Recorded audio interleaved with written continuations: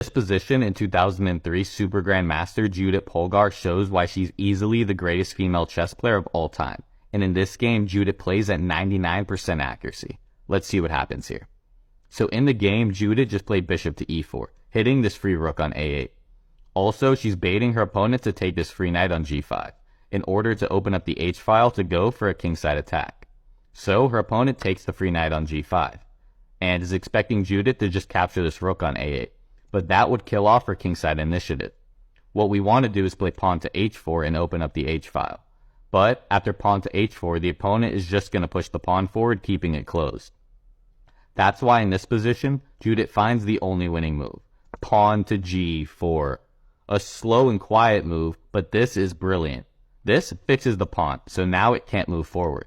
And now when we play pawn to h4 on the next move, it opens up the file by force. The opponent plays rook to b8 to get the rook out of danger, and we play pawn to h4. Now the h-file is opening up by force, so the opponent plays pawn to g6 to give the king some breathing room. We take the pawn with check and the king steps over. And now we have to continue the attack.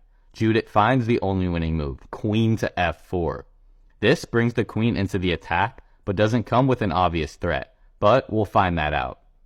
The opponent plays bishop to b7, developing a piece and trying to trade off one of the attackers.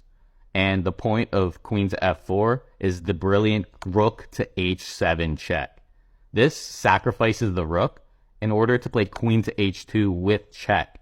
And now when the king steps over, we have rook to h1, threatening two different checkmates.